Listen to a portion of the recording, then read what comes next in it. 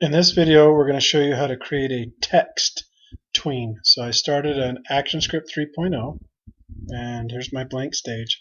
I'm going to come to the text tool right here. I'm going to click that. Over here, I can go ahead and select fonts. I can select what size, 24. I can select a color right there. And then I can come over to my stage. I'm going to come to the bottom left. I'm just going to go ahead and draw out the rectangle. I'm going to type my message. Okay. Now what I want to do is I want to convert it into a symbol. So I can hit my selection tool up here on the top left, get out of text mode. In order to do that, select the text, and I can hit F8, which takes me to this window where I could name it. Or I could click Insert, New Symbol. It's going to take me to the same window. So I'm just going to go ahead and name it. And I want to make sure my type is a graphic, which it's already set to graphic. And I'm going to click OK. If it takes you to a screen like this after you create your symbol, that's fine. It just means you're in Edit Symbols mode, which is up here.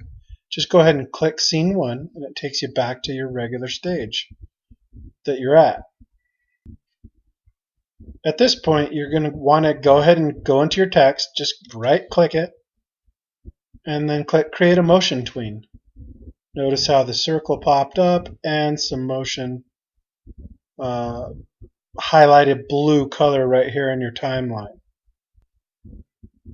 Also notice how it automatically inserted 24, which is 1 second of tweening video or a timeline. If I were to stretch it out to 48, then it would be 2 seconds.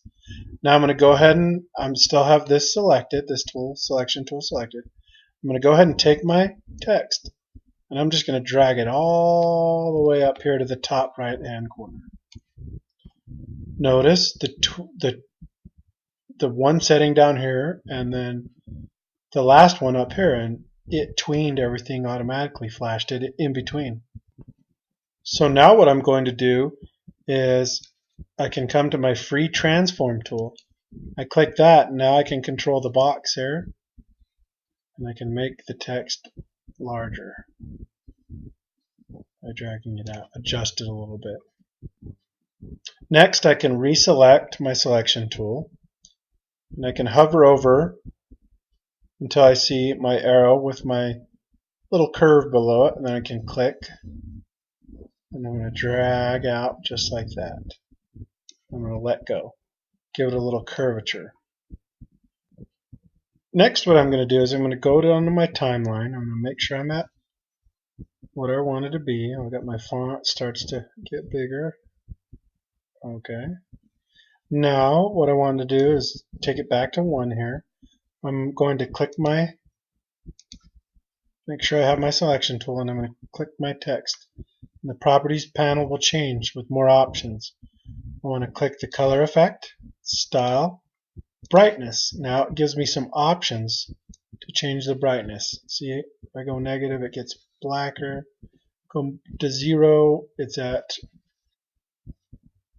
my original, and I go positive 100, it disappears.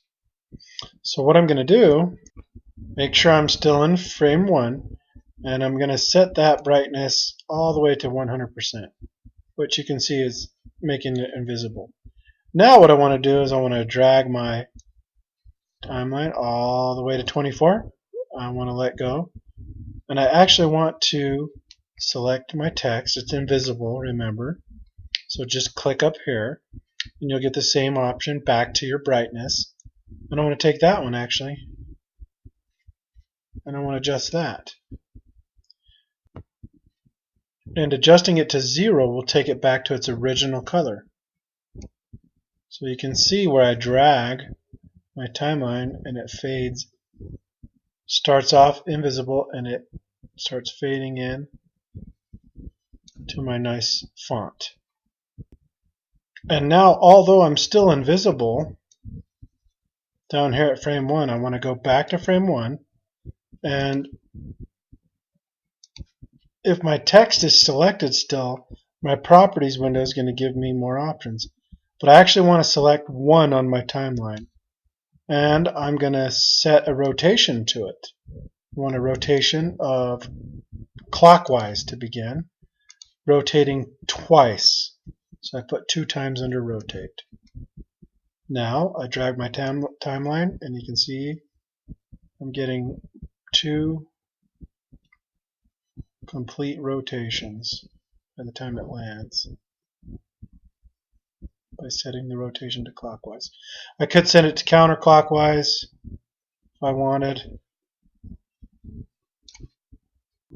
At this point I'll go ahead and hit Control Enter, excuse me. And you'll see I'm on a continuous loop. And I can't really stop it, so I'm going to go ahead and add another layer down here. Right click, insert layer.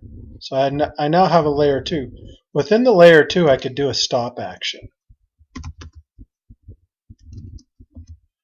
See if that works. So we're going to go back to our timeline, layer 2. Let's go back to layer 1, and we're going to hit Control Enter. And as you can see, it stopped it. There's nothing going on. And the reason it's completely stopped is because I have to insert a new blank keyframe. See the A over here? Well, the action of stop, I'm going to cut that out, shouldn't be on that part of the timeline. It needs to be after. That's why everything, you didn't see anything, it was completely stopped. So I'm going to take it to the end here, which is 24. Then I'm going to put the stop action there. Now I'm going to go back into the timeline, Control Enter. And you can see we still have a blank screen.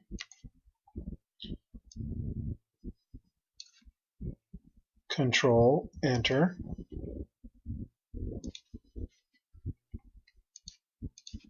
And it was still stopped.